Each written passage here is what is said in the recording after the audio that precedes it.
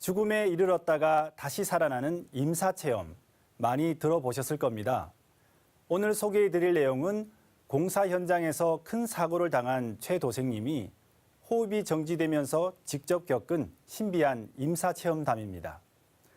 최 도생님이 상제님 진리를 알게 된 것은 2014년 상생방송을 통해서인데요.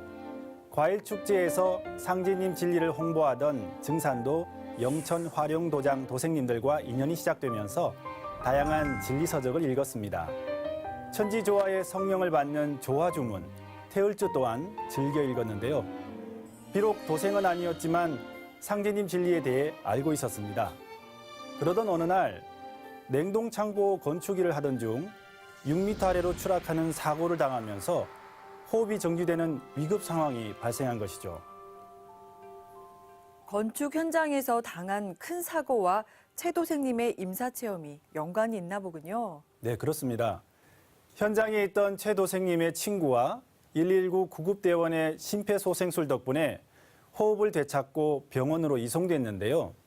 그 당시에 두 가지 신비한 경험을 했다고 합니다. 첫 번째는 복숭아 나무와 아름다운 꽃이 만발한 곳에서 명부사자와 16명의 신명들을 만나면서 겪은 일인데요.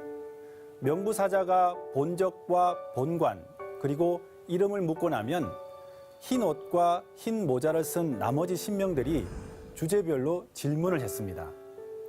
자신도 몰랐던 본인에 관한 이야기도 많이 들려주었는데요. 명부에 도생님의 이름이 없다는 명부사자의 말에 모두 돌아갔다고 합니다.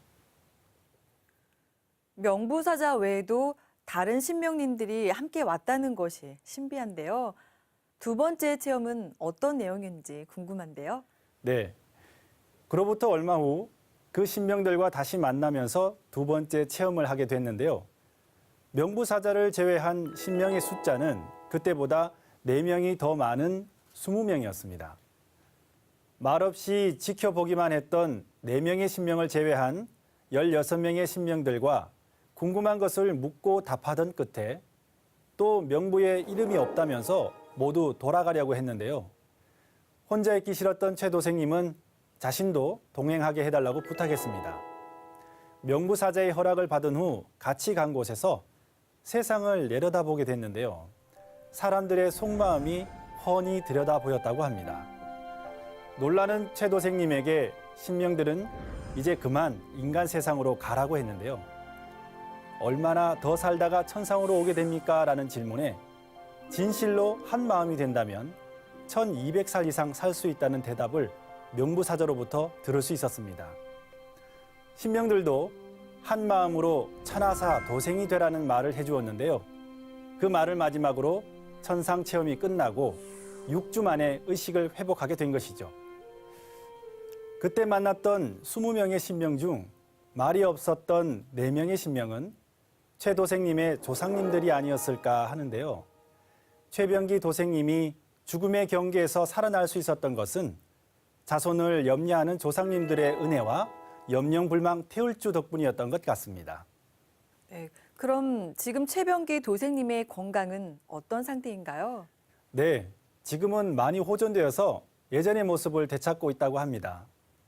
네, 만사무기 만사여의하니 여의주도수는 태율준이라 라는 상제님 말씀을 실감할 수 있었는데요. 최병기 도생님의 빠른 쾌유 기원합니다.